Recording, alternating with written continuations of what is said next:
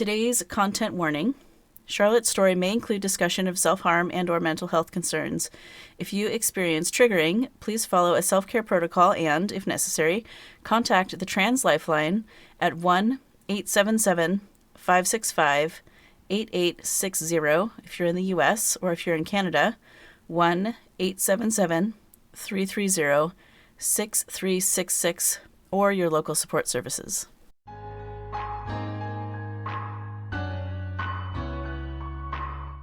Welcome to GenderMeowster Podcast Network. Genderful is a talk show featuring non-binary and trans folks discussing various topics and special interests. We kindly remind our listeners that no person is a monolith of identities. All opinions are the speaker's own. This show airs live on Twitch at twitch.tv/GenderMeowster, and VODs with show notes can also be found on YouTube.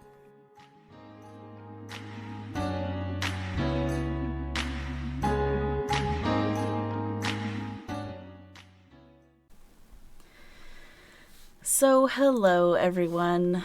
I am GenderMeowster. I use they, them pronouns. This is my co-host, Neferkitty, who uses she, her pronouns, and I'm going to let my guest introduce herself. Hi everyone. My name is Charlotte Danielle. I am a trans femme woman in the middle of her transition. I'm about a year or so in on HRT. And I am also the CEO and co-founder for The Transverse, an organization dedicated to the well-being of transgender, non-binary, non-conforming, and intersex folks. Thanks for having me on the show. Yes, welcome in, Charlotte. It's so wonderful to have you here. I love your background, by the way. For those who are listening later, Charlotte's background is a menagerie of pride flags. Would you like to tell us about what they are? Different ones? Absolutely. So on this side here, which I guess is what stage right, we have the trans flag, so my colors. Mm-hmm. Directly behind me is the Progress pride flag. However, what you can't see above my head and off camera is that it's the one that includes the intersex purple circle in the yellow bit as well. And then just off to, I guess, stage left over here is the lesbian flag. I am a very proud card-carrying lesbian, if you will. That's amazing. I was a lesbian once. Now I don't know what I am. Could lesbians be on testosterone? I don't know. But my wife is a certified transbian as well. Awesome. Yeah, it's an adventure. It's like what even is your like sexuality when your gender changes around? It gets wacky. Oh yeah, absolutely. It's been a heck of a trail for me anyway. Happy to have landed where I am. So speaking of that trail, I wonder if you tell us a bit about sort of your origins. So what are some things that you trace back to your youth that indicated you might be trans one day? And maybe we could follow that up with your egg cracking story. Sure. My whole story sort of originated, I'm 40 years old, so I am a product of the 80s. I was born in 1981. And when I was about 5 years, I was 5 years old, I was a huge fan of a cartoon known as Rainbow Bright. And the main character in that one, her name was Wisp. Cute little character with tons of rainbow clothing, and she tended to wear this nice sort of blue dress. And I was very, very, very into this character. I identified with her for some reason. I'm not sure what it was at the time. I wanted to be her, right? It wasn't so much that I wanted to just sort of mimic and dance around in front of the TV show for a half hour. I wanted to be this person, and I wasn't sure what that was. But one particular day, my parents, I should back this up too. My parents used to, being in the 80s, they would invest in clothing that would last me a fair amount of time. We didn't have a ton of money. So that meant that I was getting oversized shirts that would eventually fit perfectly or too small. So if you can imagine, we had just done a run and I had this brand new blue shirt and it went to my knees, okay? And I also happened to have a belt that was a rainbow all the way around it. So to me, that was the perfect piece that I could use to make a dress. And I did that. And so this particular day, 1986, I guess it was, I was in front of the TV with Rainbow Bright, and I just started dancing around and fighting like she was on the show to get all, take the enemy down and to win the day and whatnot. And I was just having a blast dancing around in my dress, my self-made dress. And it was at that time that my mother actually caught me and took me aside and had the wonderful conversation. Now, you do realize my dead name, I'm okay with it. My dead name is Christian.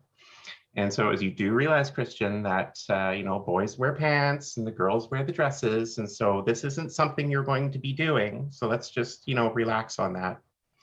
And I didn't know why at the time either, but that really hit me.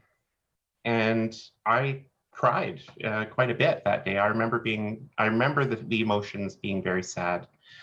And then to follow that up in the evening, my father decided to have the conversation with me about how, men do this and women do that, and you will be a man, so don't bother looking to the female side, only be paying attention to the male side, and rah, rah, all that sort of stuff.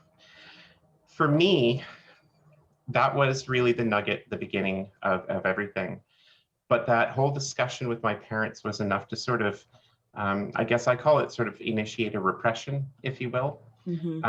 So I wasn't exactly cognizant all the way through that I was in fact trans or in the wrong body or something like that. Whenever the sensations would come up of something isn't right, or you have that moment of looking in the mirror and going, gee, I wish I had, a different build or more curves or something like that. My initial reaction, without even thinking about it, was, nope, not going to happen. I heard my dad in my head, you're always going to be a man, so forget it. And off that would go, gone. Not think about it again, forget it.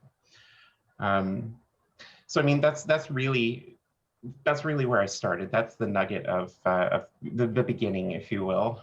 My actual egg crack story is significantly later, much more recent today. Well, thank you so much for sharing about those early childhood experiences. I think it's interesting that you had that sort of programmed into your head, right, as a young person, to push those thoughts away. That's Yeah. I'm sorry that happened to you. Me too, and I was good at it. To be perfectly honest, I got really good at it until I wasn't. Yeah, I hear that. So, as your life went on, you had some journeys. Were there,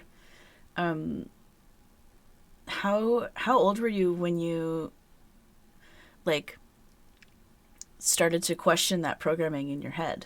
Like, how many, was it decades? Was it, Yeah. like, how much time elapsed? Well, let's see, that was 5 years old, so it would have been 34 years passed before I actually had any sort of realizing moment. Should I just go into that, do you figure, or we get right Sure. into it? Yeah. Okay. So I worked as a union representative for the last 3 or 4 years of my electrical career. I was a trained electrician, and I moved into the electrical union office. And things were not going well mentally for me at some point there. It just started degrading. And by degrading, I mean depression was seeking in. I had tons of anxiety, and it just I wasn't happy. And at one point, I ended up getting so low that I started having feelings like I don't belong here. And so, trigger warning for self-harm. I definitely had the sense and the thoughts of harming myself. And so at that point, because I was working as a union representative, and I'm telling people every day that if you need somebody to talk to, we have employee assistance programs that you can connect with and talk to somebody over the other end of the phone. And I'm quite thankful that I was cognizant enough to do that one particular day at work. Closed my office door, contacted the program, and spoke with somebody, just telling them how I was feeling. And they encouraged me to go home, take the time off for the next day or two, and kind of see if I could get myself together and make an appointment with a counselor if at all possible. And they helped me do that, to set up a call with a counselor. So I ended up going off work, and that time off work was it was a mess. I was still more of a mess. We're talking right at the right in 2020 now. So right at February is around the time that I'm in this mess. The beginning of the great pandemic, right? So February, I was just a mess. March wasn't getting much better. I was talking with a counselor, but because COVID was beginning to become a thing, I ended up counseling the counselor more about the fact that COVID was coming in and that they were very stressed and had a lot of anxiety about it. So it really wasn't a fit for me anymore. So I left that counseling experience and I stayed on my own at home, just sort of pondering what life meant for me and where I was going. And the more that I started doing that, the more I started having more feelings, very intense feelings internally that something was not aligned between my body and my head. And I couldn't really identify what it was. There wasn't any, thing that said, oh yeah, it's a gender situation. That's what you're dealing with. I didn't have the dialect or the language at the time to really understand what being transgender truly was at the time. But this sense of misalignment. And I always like to mention as well that pretty much all the way through the repressive years, those 30, 34, 35 years that I was repressed, I lived in sort of a fog. I couldn't really think of everything incredibly clearly. There was always trouble to process things, and it felt weird. So the fog was really thick at this point, is what I'm getting at in 2020. Yeah.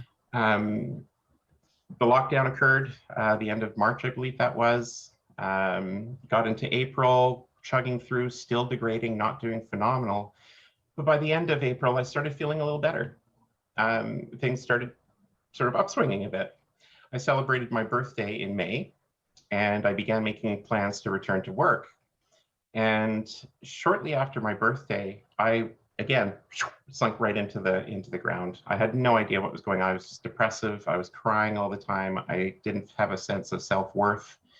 It literally was the lowest point in my life, I would say. And 3 days after my birthday, May 18th, my birthday is May 15th, I was basically looking for a reason to stay here, to be honest.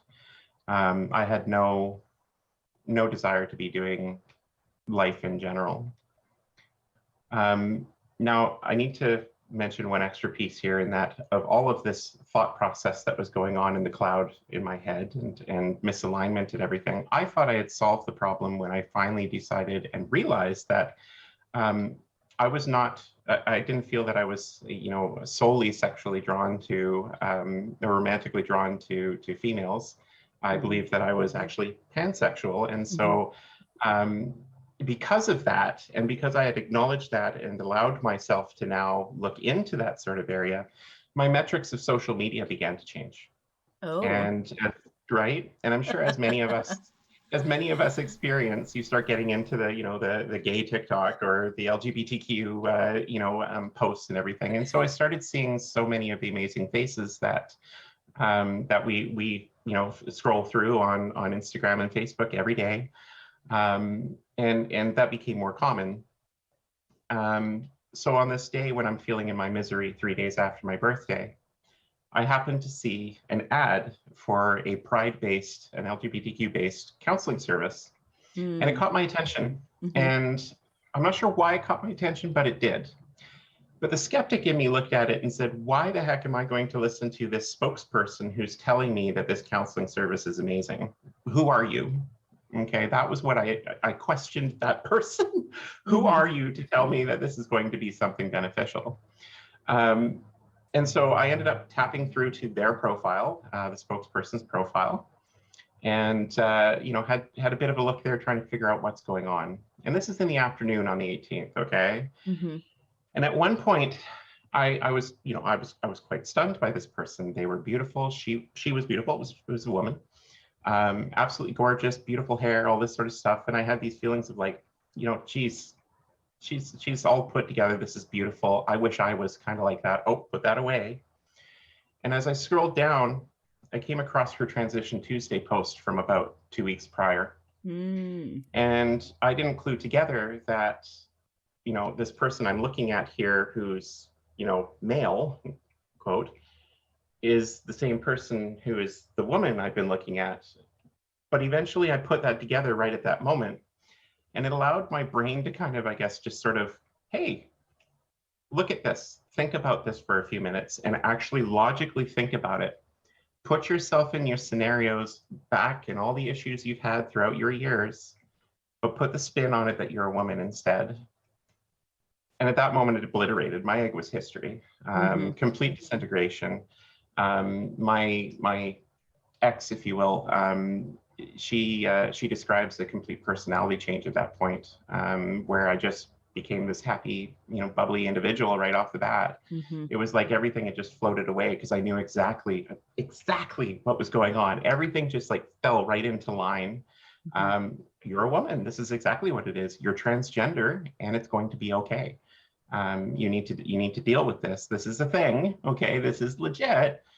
That was all just internal dialogue for me, trying to encourage me to look at it and consider it. And so I did. I gave myself the ability to, or the agency and the permission, if you will, to dig a little deeper in those thoughts and feelings. And I immediately connected with some friends that I trusted very dearly, and sort of laid this all at them. This is what's just happened. I can't believe this feeling, but this is where I'm at, and I'm feeling this weird sense of euphoria, and it's very odd. And so they were very helpful and walked me through some thoughts. And over the course of the next week, I just basically came to a point of acceptance very quickly. Many people are surprised at how quickly I was able to hit it, but I just, I felt I'm 39 years old, and there's no way that I'm going to, push myself into something that I'm not, when I know full well that my being transgender, a woman, is the truth. And so that's essentially, that's my A-Crack story, all condensed down. But for me, looking back, it was a beautiful, beautiful moment in the back of in the backyard of a house in Victoria, just laughing away and realizing, holy crud, this is what's going on in my life. Yeah. What a story. Thank you so much for sharing. I wrote a bit of a follow-up question while you were talking, just because you got my little gears going. I'm wondering how. So you already addressed part of this. How has treating your gender dysphoria impacted your depression and suicidal thoughts? You mentioned being bubbly. I'm curious. How do you disentangle the feelings of gender dysphoria from general concern over a global pandemic? Like, it's such a weird time to be trans and to come out, right? Because everyone's home, like, isolating because of pandemic, and a lot of people are realizing they're trans during this time. But then how do you pull apart the dysphoria from just like the generalized anxiety of the state of the world? I'm curious if you have any thoughts on that. Kind of It's kind of weird to look back at where I was in that time period when COVID was really becoming a thing, or when the world was responding to the pandemic finally in the Western world. I was not concerned as many people were. I wasn't exactly somebody who was going out on the city all the time. I had friends, but most of us were, texters as opposed to get together folk.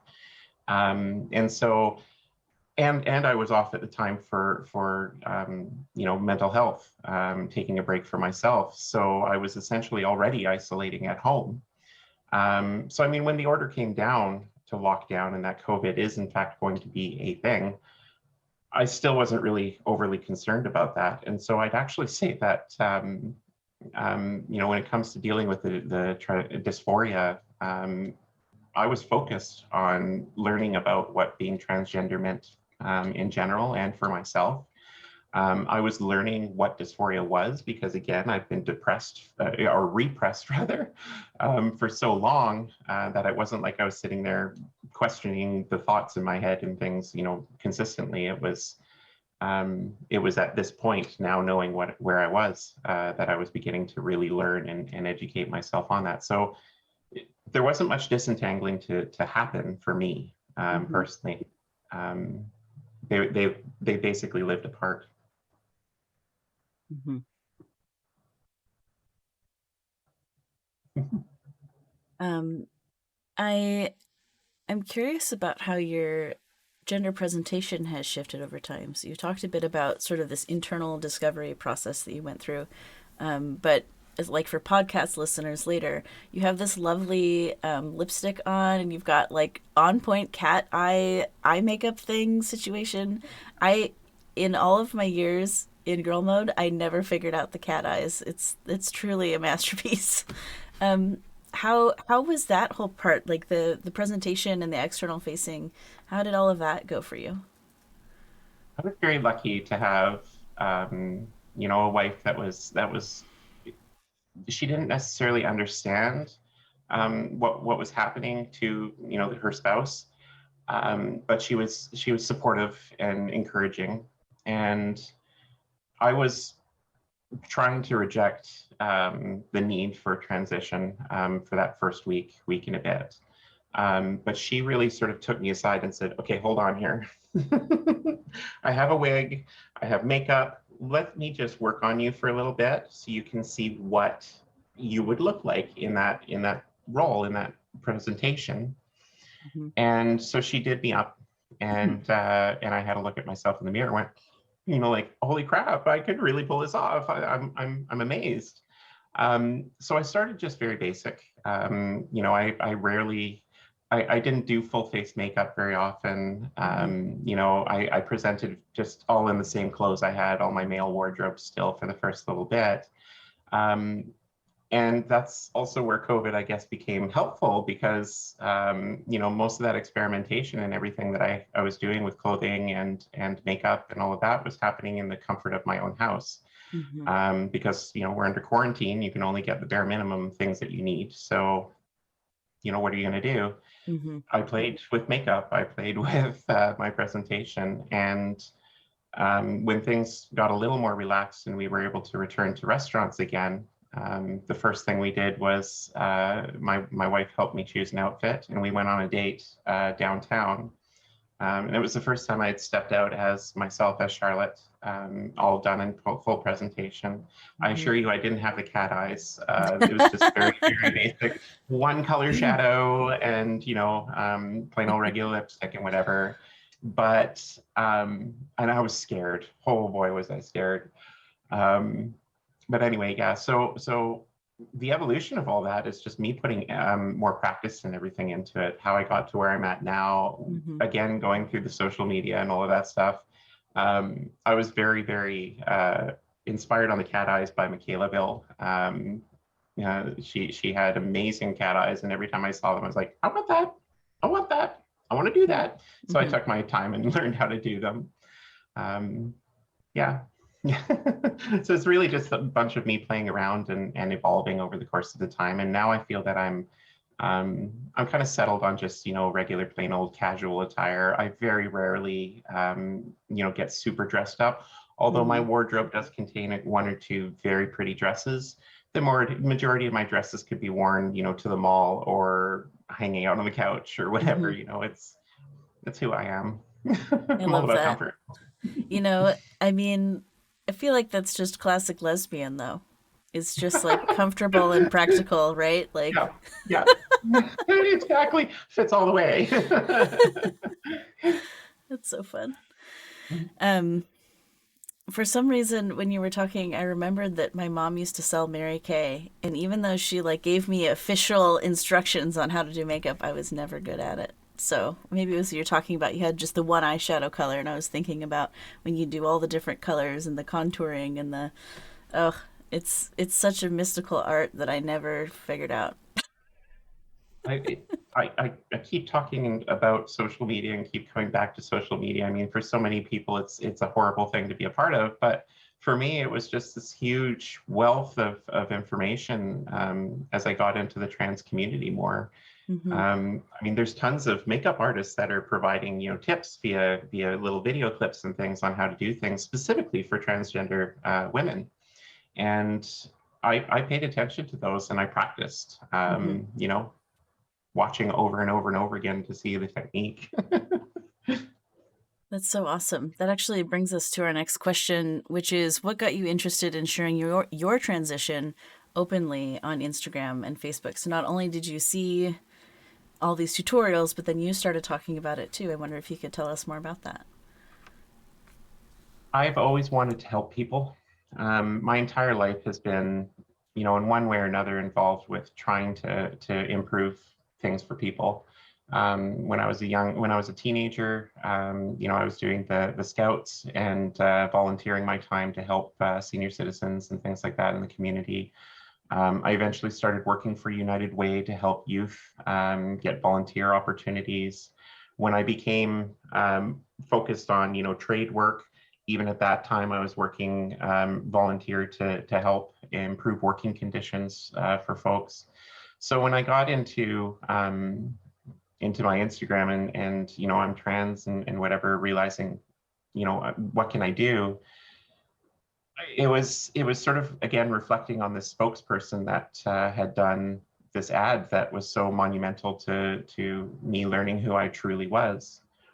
And I wanted to be able to do that sort of thing as well, because to me, the more people that were visible would mean that more people were able to feel comfortable to explore that part of themselves, or to feel validated in their thoughts and feelings, or who they are. And so I just felt this draw to start taking the occasional photo and posting it. Mm-hmm. And as I got into it a little bit, it certainly, it showed that, like, I was able to keep a good track record of my own transition, so it became beneficial there. But largely it was just, it was to be able to be visible and hopefully help at least one person. And that was the sort of thing that I always said, if even if I never, ever, ever know that it happened, if I've been able to help one person out there in my entire lifetime, come to a realization and understand and accept themselves for their true identity, and to live in their authenticity, then I will pass an incredibly happy woman. So that's really what got me going. I just wanted to be able to be visible and help people like me, Mm-hmm. find themselves or feel validated. Yeah. Sometimes I notice that I have to overcome some quantity of dysphoria to post a selfie. Yeah, Like, there's yeah, this, like, ooh, I don't know. Because, and like, that right happens. now, I've got my Zoom beard on, so looking for handsome. But, Very um, handsome. I don't always have my Zoom beard. So I'm like, oh, but I don't know. Um, Yeah, but yeah, I agree with you that representation matters, right? Trans representation matters. Um, absolutely. so that brings us to our entire second topic, which is the transverse. So, Charlotte, I'm so excited to talk about the transverse. First of all, for those in the chat who don't know, what is the transverse? So the Transverse is an organization that is dedicated to the well-being of those who are in the transgender, non-binary, non-conforming, and intersex communities.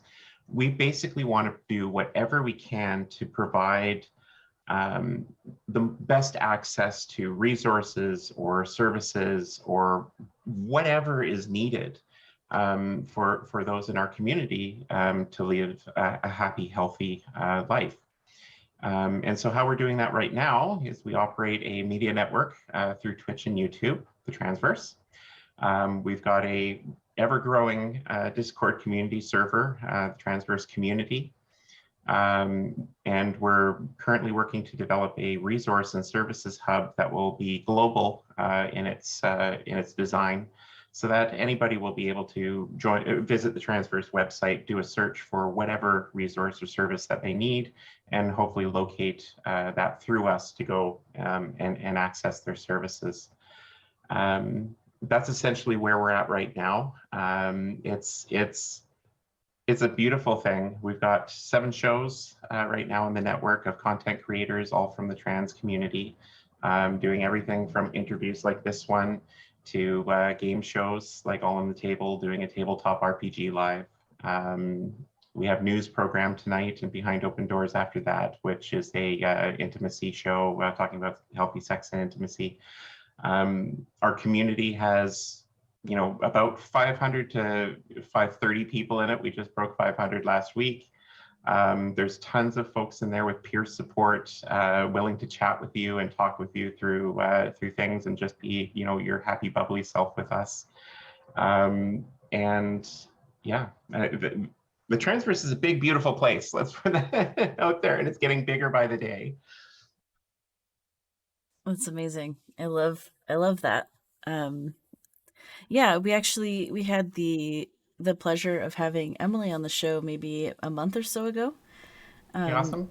And we got to talk about the Transverse a little bit, but there's definitely viewers here who maybe missed that episode.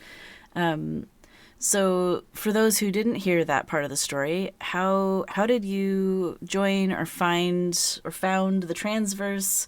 Who are the Transverse Sisters? What is that part of the story? So the Transverse originates with Emily, Emily Kleckner.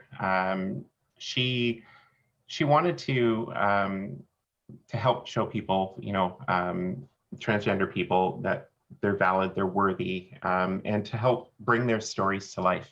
And so she started a show called The Transgender Show, where she interviewed transgender, non-conforming, non-binary, and intersex folks to share their story and to get into what the experience is like. And the more that she did that, the more that her vision sort of grew to being able to provide resources and services to be able to connect people to all the items that, when you first come out and you first realize that you're trans and you try and find these things, they're not as easy to find. Or at least they certainly weren't originally. I know I had a hard time. And so her vision was to try and find a way to make this accessible to as many people in the community as possible. And around January last year, the Transverse was initially, we formed the Transverse, if you will, between Emily and Genevieve Bergman, the other Transverse sister.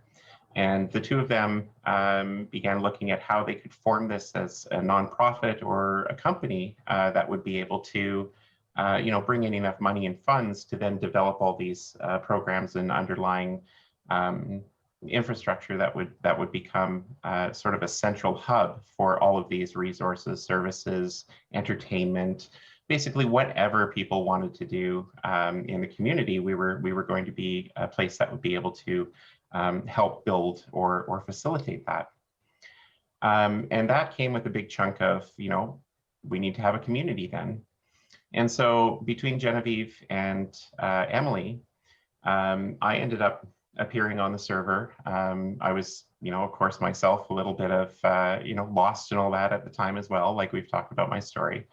And Genevieve and I had managed to connect through a friend. Basically, I needed somebody I could talk to, and we had a mutual friend who said, you should talk to Genevieve. She's transgender. She's around the same sort of point in her transition as you are. Wouldn't that be great if you could have a sister that that you could talk to and go through your transition with? Mm-hmm. And so I really started connecting with Jeannie, and around that time, my personal life began to fall apart. My wife was basically coming to the realization that she's a cisgender heterosexual woman, and I'm a woman. So how's this work, right? So we were beginning the phases of our separation at that time, and I was beginning to look at what I was going to do for work.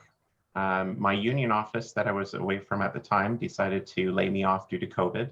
Mm-hmm. And so I was out of work, and I decided that I was going to form a community here in Canada, in British Columbia, that would be some form of, some place where people could go and connect and get the peer support that I wasn't feeling that I was able to find at the time. And so I had this nugget of a community, and I talked with Jeannie about it.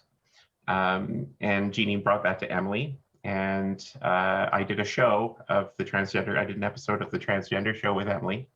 And we always joke that that's the gateway program for us. If you want to come in and actually work or do something with the Transverse, we'll get you on the transgender show, and then Emily will talk you into it after. So, so anyway, so I did a show, much like today, you know, incredibly nervous and whatever in front of cameras. But I did the show. I had a great time, and after the show, we talked a little bit about what my my aspirations were and where I was looking to go with this nonprofit that I was designing. And a few days later, I was invited by Genevieve Jeannie to join her and Emily in forming the Transverse as at that time, a nonprofit company or organization. And that's exactly what I did. I jumped on board like right away. There was no ifs, ands, or buts about it. It was, this is something I want to be a part of. The vision was huge, but, you know, doable. Like, we can do this. You know, if we had the right people and the right team and everybody came together, we could absolutely do this. So we did do that. We formed, instead of forming a nonprofit though, we didn't want to, we were concerned about the control because, you know, it's very possible to lose the actual control of your vision if you hand it over to an entity in a nonprofit that is the board of directors, the group that actually governs this organization. And so we felt at the time that it was better to form as a company. So we did form a limited liability company in California, named the Transverse, and we had the full intention of moving on forward, you know, with investors and all of that sort of stuff. And yeah, so the Transverse was formed basically right around that point. We signed those documents, and there we were. We started building the server, the Discord community server, pretty much right away, and we looked at the network to see where we could bring some shows on and start developing there, and it just started growing from that point.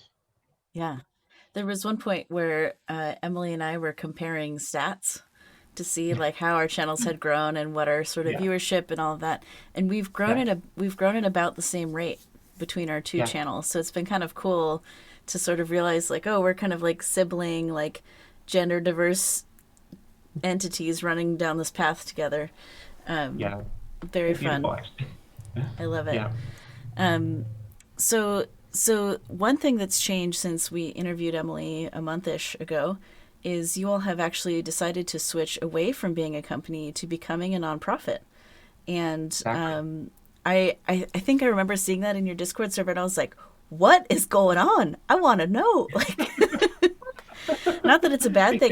It's like fascinating, right? Because it was just different from what I had last heard. So for all the questioning people who maybe missed the fireside chat in the Discord server last Thursday, can you tell us more about that decision and how you became the CEO and that whole pile of information?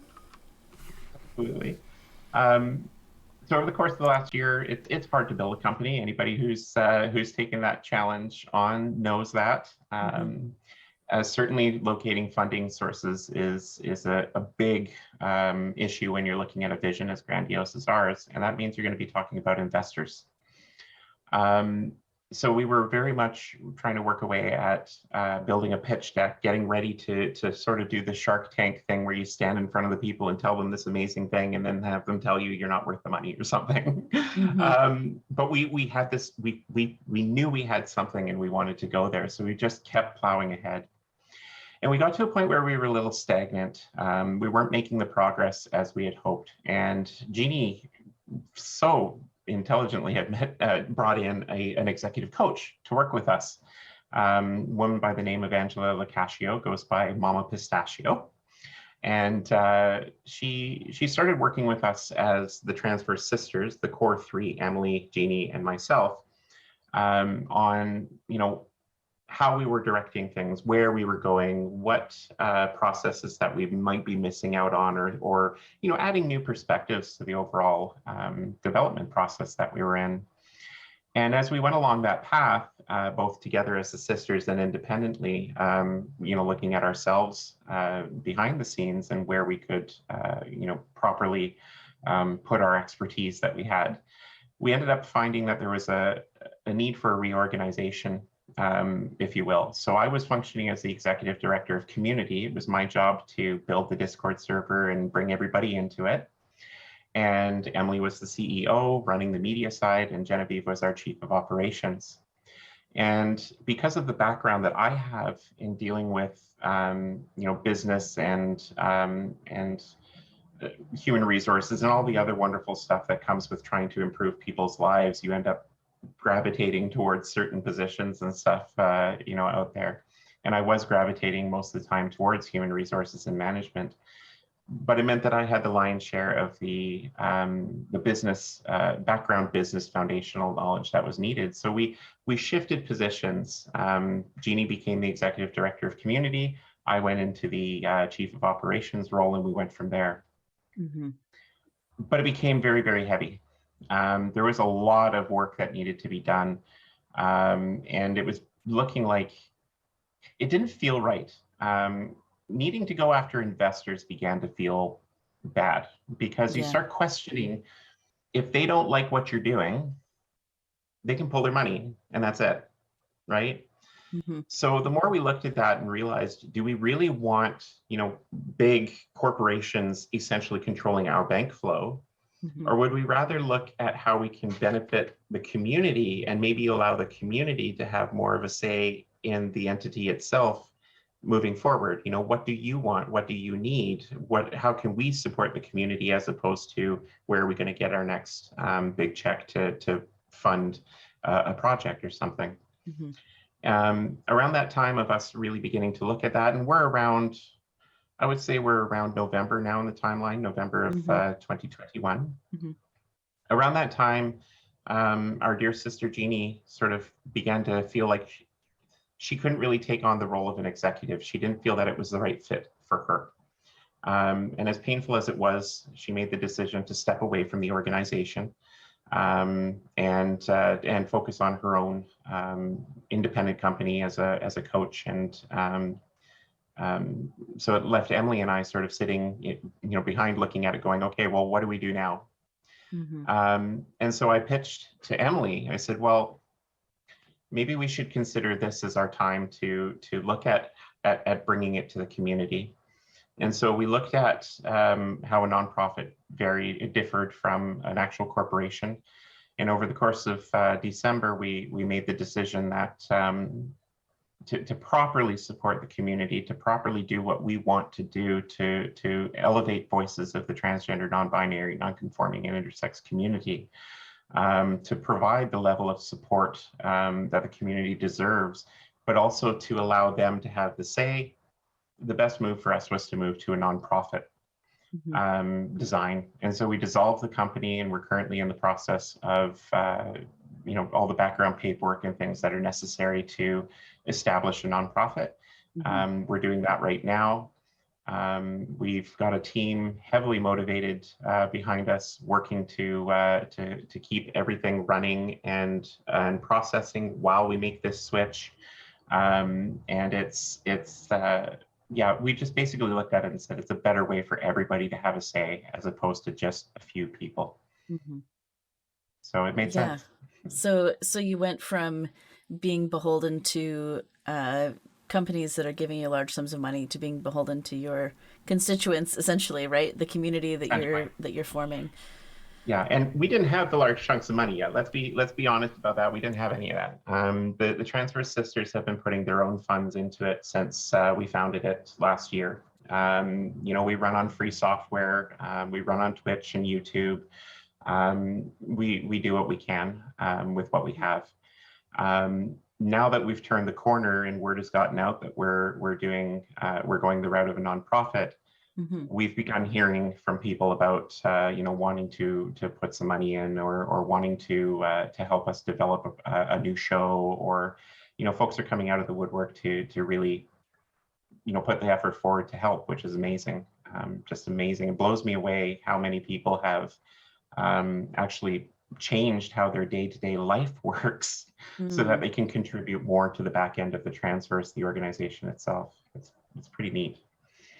It's so magnificent having the help and the support, right? Like, Mm-hmm. when I started my channel, it was just like me and my best friend Mirror Me, and we were like, well, let's try a thing, I guess. And so, it went from just me streaming to all of a sudden people interested in moderating, like people interested in helping build the Discord community and managing that, moderating all those spaces, because I feel like especially as a trans, non-binary, gender diverse space, we need moderators. Like the thing is, there's like some cis het gaming communities that they just don't care about moderation and they're like, ah, whatever. But especially when you're a demographic like we are, you have to have moderated communities. It's not optional. And Well, so, and we go ahead. sorry. No, you go ahead. We actually we took steps on that too. You know, our moderator team is phenomenal. It's run by or headed by Danielle Gillian, who is absolutely an amazing person. No matter what she sees needs to be done, she'll jump on it.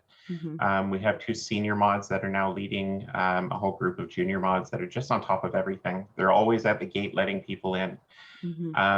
But we also took it another step further in that, you know, moderated communities and secure, safe places for us are vitally important. And we had the benefit or the opportunity to jump in and design another Discord server that we call Aegis. And it's an LGBTQ plus preemptive ban service, if you will. So there are tons of Discord communities out there like yours, like ours, the Trans Community Center, just tons of these ones out there. And what we do is folks can register with Aegis, and when they issue bans on their server, are able to communicate those into the network of servers through the central Aegis platform. So if you get a raid going on in your server, you can ban them all there, report that into Aegis. Aegis will send it out to all of the other communities that are registered. And then those individual communities can now look at what occurred and decide if they want to issue bans on their server. So what we end up doing is beating out these raids from coming around to other servers, prevent these people from causing issues on other servers. So we're helping other moderator teams in that regard as well. And we've been able to extend that to the Twitch platform in many ways too. So, you know, LGBTQ safe space Twitch channels are able to register with the service as well and help keep the community safe. So it's the community keeping the community safe, which is pretty cool. Yeah. Aegis is great. I remember when I first heard about it on the Transverse, I was like, oh my glob, I need that in my life right now. So yeah, you were pretty quick to register. I remember that. I'm gonna ask my content editors to make sure to get the Aegis info in the show notes for folks, so that if they want to go find out about Aegis later, they can. Yeah, we don't generally advertise the server around too much because, of course, it's one that we don't really want to. We don't want to brag too much that's out there, except within the LGBTQ community. We don't want it to become vulnerable as well, although it is incredibly well secured. Our development manager is absolutely amazing. She is constantly running lines of code and developing, you know, new bits for the bots that we have, doing all the automation and operations on our platforms. It's beautiful to see what she comes out with. But yeah, you know, keeping people safe, moderated communities, it's necessary. Totally. You know, we do the best we can. I don't know if it's bragging if you're describing a free to sign up service that benefits the LGBTQ community. I think it's just getting the word out about a necessary service. That's true. So yeah, we'll make sure that gets out. So for now, if folks are listening to this, if they join the Transverse Discord server, can they write somewhere and be like, hey, what's this Aegis thing? Absolutely. Join the Transverse server, open a ticket for the community director, or you know, you can even ping me. But definitely hop on there, mention that you're interested, even to a moderator, and we'll make sure that you get that connection over to the server. And for those who don't know, Aegis is spelled Aegis, and it's based on the name for Athena's mythical shield. Yeah. That's such a fun name. The logo is a nice, beautiful shield as well with the pride colors and the trans colors on it. It's so good. We're really proud of it. Yeah. Did Emily do that graphic design? It was actually a mix. One of our young interns, Finn, originally came up with this design. And our platform manager, Rosa, with Emily, sort of fine-tuned it a little bit. Rosa is ultimately, I believe, the one that came out with the final design. Yeah. So you have Team. all of these wonderful collaborators.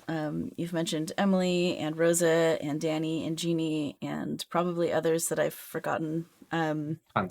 How do you recruit helpers for the Transverse? Like how do you go from like for someone who's wanting to start a stream or a stream team or some any sort of community, how do you go from having a really good idea to having people engaged and like volunteering time and spoons to make this a reality? Like how do you do it? This thing was communicating that it's there, bringing people into the community so they can see what it is that we're doing, bringing them to the shows so that they can have a look and see what we're doing. And it seems that a lot of people will self-declare that they want to be a part of helping out when they realize that we're not just a few folks having a good time, you know, building a server and doing a bit of streaming, but we're legitimately trying to do something for the community and to benefit people. And I find that a lot of the folks watching the shows end up coming away and communicating or joining the server after, not realizing, you know, exactly how in depth these shows are not, you know, like yours. It's well put together. They're professional shows that are really getting at you know, transgender issues, Mm-hmm. community issues. And so people generally see that and just want to jump in. Now, I mean, that said, we also certainly will be keeping an eye out for you know, folks who happen to mention they have a skill set that is needed, or you know, we'll put out volunteer notices. We're actually going to be doing a run probably within the next month or so, Mm-hmm. looking for a huge amount of people to do everything from, you know, we need legal advice to financial folks. We need volunteers who are willing to help continue building the server, folks who are willing to edit shows and do audio work. Social media is a huge thing. So it's really word of mouth, asking people, letting people know that we're here and want their help. And all of the services that we are offering right now, like the shows that just bring people in and get them excited. Mm-hmm. It certainly doesn't hurt, you know, if we end up interviewing somebody who's working on the Transverse as well. When they start sharing their story, we certainly don't prompt them to be telling us anything about how they feel about the Transverse, but they always end up going into at some point talking about how they came and joined us and felt like it was a family, like it was a safe place and Mm-hmm. something that they wanted to contribute to the family, you know, to give back what they got. And it's beautiful. So if we can find a spot for folks, we absolutely try and fit them in where we can. I love There's so that. much to do. We're up to a There team is of, so much to do. oh yeah, we're up to a team of, I believe it's 45 people now.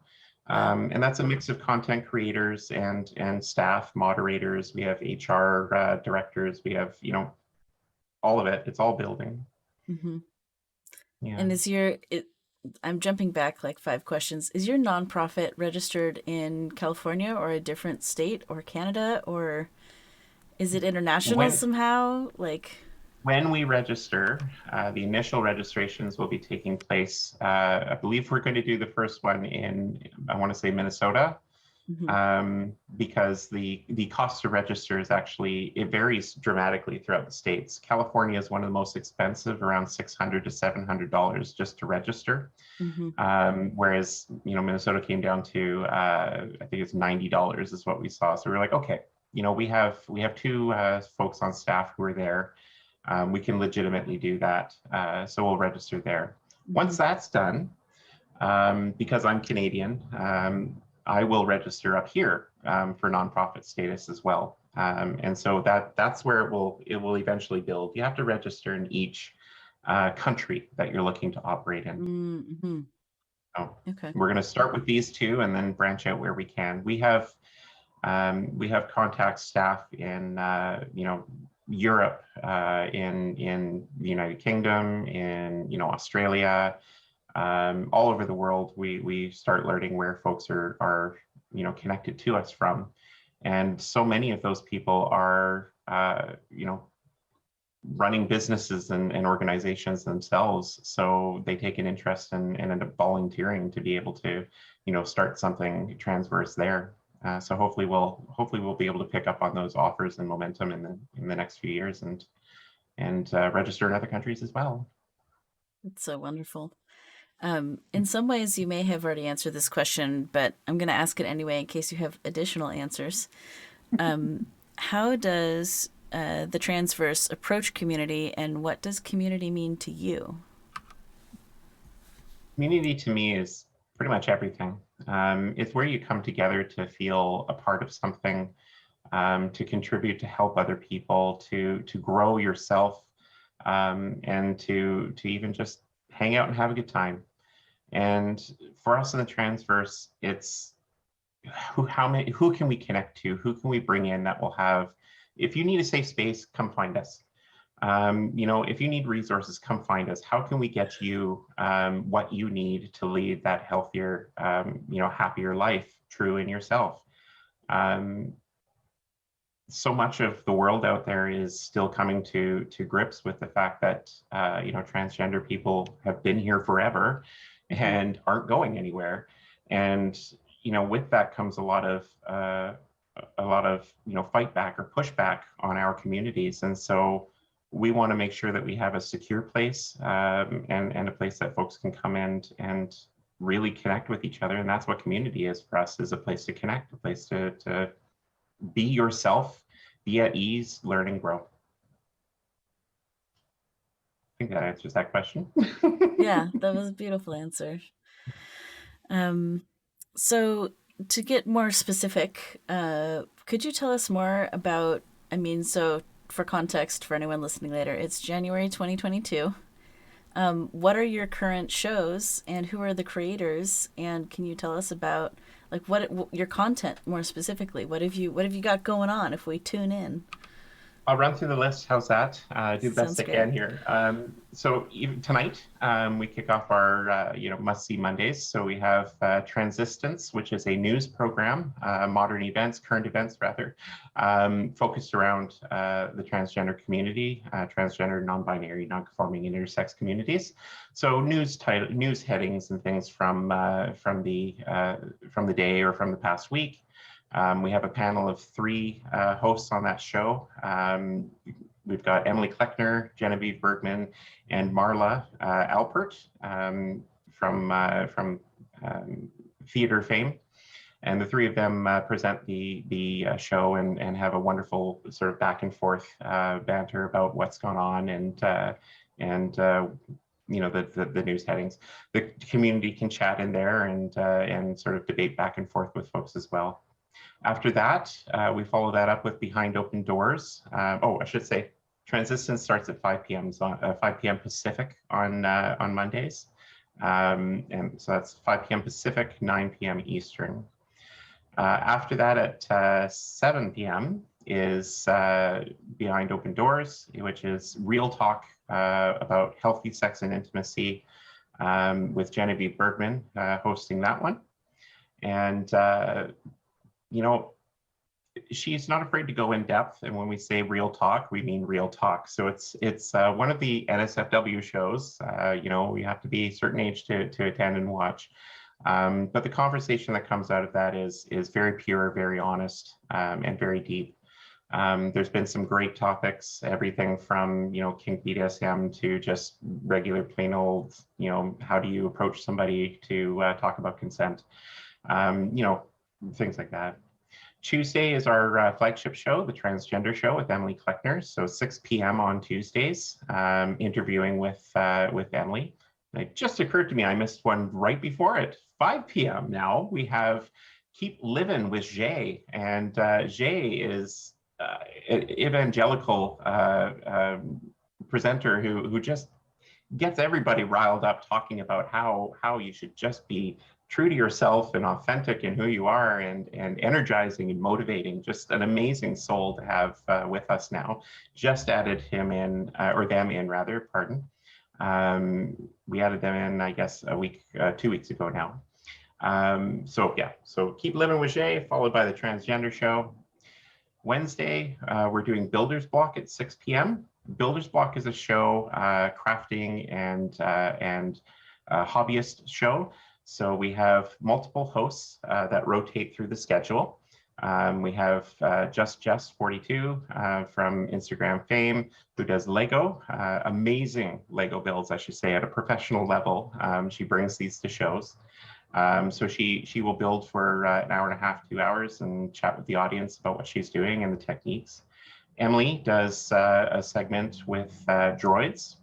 She redesigns, rebuilds, paints, distresses astromechs from the Star Wars series. And so she'll be on there, taking them off, doing some paint jobs, talking about little modifications and things like that, connecting with everyone. And then the other segment we have at the moment, well, it was Rosa doing Gundam characters. Mm-hmm. Rosa has just had to back away. She has other commitments. So we're looking at another host who most likely will continue doing Gundam work as well. And then, so that's Builder's Block on Wednesday. Thursday is our only night right now that we don't have a show. So if we're going to run any specials or any bonus programs, that's usually where we'll do it. Or behind the scenes, we're running staff meetings, so you won't be attending those. But then on Friday, we've come back with Valkyries. Valkyries is, I would say, one of the original shows from the network. It started with Emily and a bunch of friends who just wanted to get together, play some games and stream. Mm-hmm. It's basically like a huge, we call it the toxic show between these friends, just nonstop banter and complete joke and fun and all this sort of stuff. If you get a chance to hop on the network and look at the clips, I always watch them and get a huge laugh out of them at what goes off. But so they go for a couple hours on Fridays playing Fortnite lately, and just tons of fun there, nice and relaxed. And about twice a month, we're running All on the Table. And All on the Table is a tabletop RPG game being played. We have the main table game, which right now is running Thirsty Sword Lesbians with nice. our host Jen Giggles. And we have the All on the Table side quests, which runs different ones from time to time, different games with a different crew of folks on there as well. And those will usually run about noon on Saturdays. On I believe it's the second and the fourth Saturday of the month. That's essentially our run right now. I can tell you we have at least 3 or 4 other shows in the background that are being discussed mm-hmm. And at planning stages. So a lot of new things that will be coming soon over the next year as well. That's so incredible. I love the breadth of shows that you have. Mm-hmm. It's so fun. So before we ask the question from the chat, I wanted to give a little bit of information to folks who are streamers, who are content creators, just like you have all the folks on your channel. Just yesterday, we announced here, the GenderMeowster community announced that we're starting a gender diverse stream team called Gender Federation. And the purpose of Gender Federation is to be a multi-platform stream team. So not only on Twitch, but also on YouTube and Altair and other places that you can stream content. And our aim or our goal is to fundraise for direct mutual aid for gender diverse people seeking medical care. So that money could be used for renting a car to get to the hospital, for paying for the hospital or the hotel rather, buying food while you're there, paying your co-pays, getting hair removal and other pre-operation stuff sorted out. And so I just wanted to mention that while we had people here listening instead of tucking in at the end of the show. And we're currently recruiting founders to sort of create this entity. So just like you all have identified a pile of roles that you need, we also have come up with a pile of roles that we need folks to help fill. And so we're looking for founding contributors. If you're interested, go check out Gender Federation on Twitter. There's the pinned thread on that brand new account has all the information to apply. And please do follow our new socials. I don't even have a command for it in Twitch yet because I literally just did this all of last night. it's been percolating for months, but I was like, I need to jump on this. I need to stop waiting. And I would also love to invite the Transverse to participate in this entity that's being birthed. So, anyways, I wanted to share that with you all because it's so exciting and it feels, I don't know, I want you all to hang out and do the thing. So, okay, so now I'm going to jump back to a question from Danny G.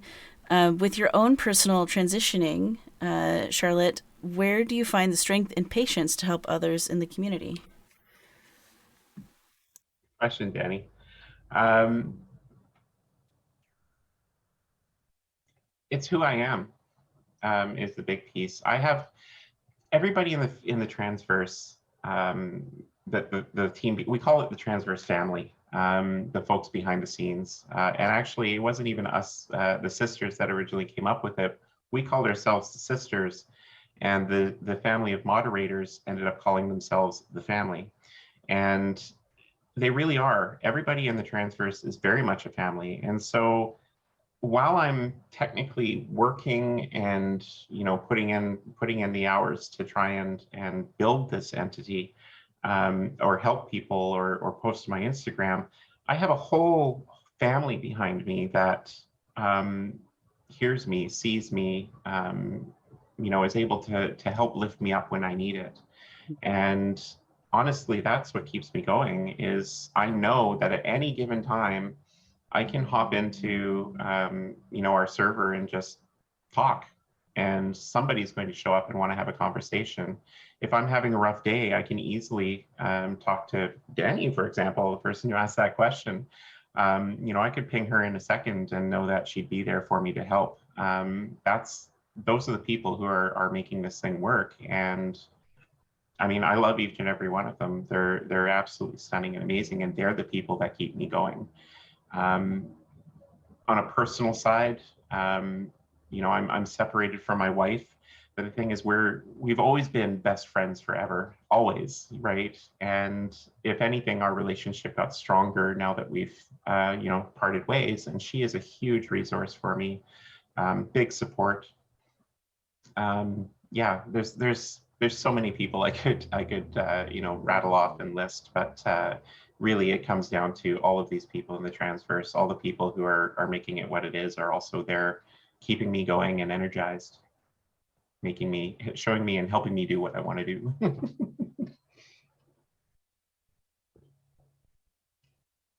People are writing in the chat, soulmates don't have to be spouses. Duh. It's true. It's very true. All the nice, thoughtful thoughts, everyone. Yeah. Oh my gosh. Also, I don't know that you saw this earlier, Charlotte, but there was a hashtag Charlotte Love trending in the Twitch chat earlier. I am not. I got into I think I told you this beforehand. I got into the streaming because of the Transverse. It was the transgender show that really had me do streaming. So I mean, I'm not overly comfortable in front of a camera and all that. So to have Twitch open while we're doing this, I try and avoid that. So I'm not seeing the chat. Love you all. Thank you very much. Yeah. Thank you. Hashtag Charlotte Love. I have such a big grin. My face is starting to hurt. It's the best type of face hurt. Oh, absolutely. Absolutely. There's so much positive going on for me right now. I don't think I've stopped smiling in months now. It's beautiful. That's such a wonderful place to be. It is. Speaking of feeling good, can you share a moment of gender euphoria with us? We like to, towards the end of the show, we like to focus on the positives. And so, yeah, tell us about a time that you experienced gender euphoria. So last year, around December, it was a week before Christmas last year, and I had sort of just dropped a little hint out at somebody who I call my trans aunt, if you will. And I just sort of said, gee, I wish I owned a dress, because this is the season I would very, very much like to have a dress. And I had never worn one yet. I'll admit it was kind of, internally, I was kind of like, okay, that's a big thing. You're really making a step at this point. And despite all my acceptance, it was still like, you just can't grab that dress. She showed up the next day at the door, all masked up because COVID, of course. And we sat, 6 feet apart. she presented me with this beautiful dress, strapped shoulder, beautiful, black with red roses all over it. It's absolutely beautiful. And she said, "Here, I want you to have this. This is a dress that she had worn. Very nicely put. Yeah, here you go. Take it, please." And I mean, that moment there was euphoric all in itself. But when I put that dress on, and I looked in the mirror and I saw myself I was wearing wigs at the time. I looked at myself in the mirror, and the person who looked back was this beautiful woman, and I looked and realized that's me looking back at me right now. And the Mm-hmm. euphoria just lit up. I mean, I danced around the house in that dress, twirling and spinning and everything for probably hours. And nobody was home. Christmas is still a week away. But here is Charlotte just dancing around and whatever, making dinner, making hamburgers or something in this dress. Mm-hmm. But it was totally an amazing moment. My first dress is probably the euphoric moment I would mention anywhere that question is asked. I love that. Still have it too. You should take it out. That's so good. Um, so the last question that I have for you, unless someone in the chat asks a great one, is what would you like to make sure folks know about your perspective on gender and non-binary/trans issues?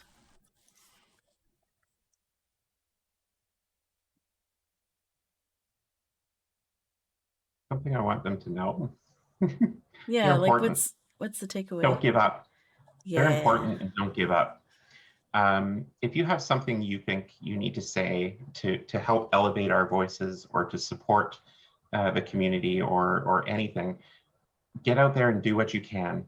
If you're not comfortable being visible or being right out there in the front lines, there's plenty for you to do to help out and elevate the voices.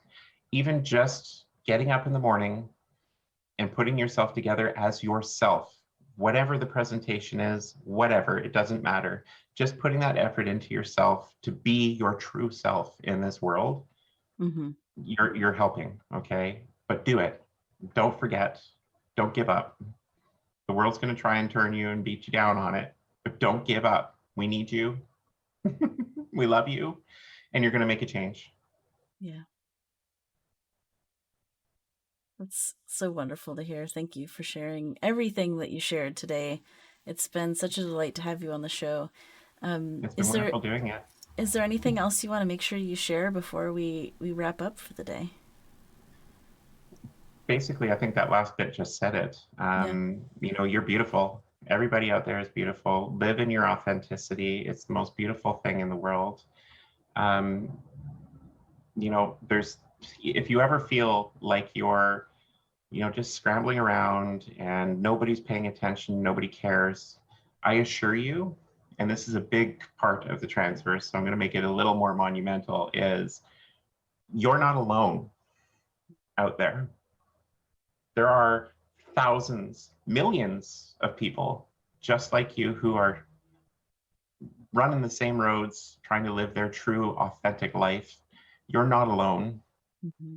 Okay. So, yeah, if you're wanting that connection, if you want to hang around with people who are just like you and you want to live in your authenticity, come find us at the Transverse. Come find me. I go by Webs of Charlotte pretty much everywhere.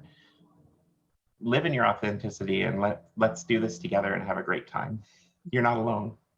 Yeah. That's my biggest thing I want to leave. You're not alone. It's so wonderful. Well, thank you for being on the show. I want to take a moment to just say verbally for our guests some of the places that we can find you. So if someone's listening to this later, they haven't had a chance to see the Twitch chat, they have some additional things to go look at. So folks, you can find the Transverse, the link account, which has all the things in one place, is standwith.me/the Transverse. You even have a website, thetransverse.net. And transverse is spelled TransVerse. It's a mashup of the word trans and universe. You can also find The Transverse on Twitch at twitch.tv/The Transverse. With this live recording, they'll actually be live over on that channel in just under an hour. And if you'd like to join the Discord community, go to discord.gg/The Transverse to join, which is so great. So wonderful. Yes, we love you. And if you'd like to connect with Charlotte directly, you can catch Charlotte on Instagram and Discord as Webs of Charlotte, or on Facebook as Charlotte Calliope Danielle. And then again, if folks want information on joining Aegis, the Trans Moderation Preemptive Protective Service, you just join the Transverse's Discord server and open a ticket with one of the moderators, and they should be able to flag you through. So, thank you everyone so much for being on the show. It's been such a delight to have you, Charlotte. Thank you so much. I'm so glad I was able to be here, and thank you. Just again, thank you. Elevating voices is so so important. You do it, all the time, and we very much at the Transverse very much appreciate you for all that you do as well. Thank you. That's so sweet.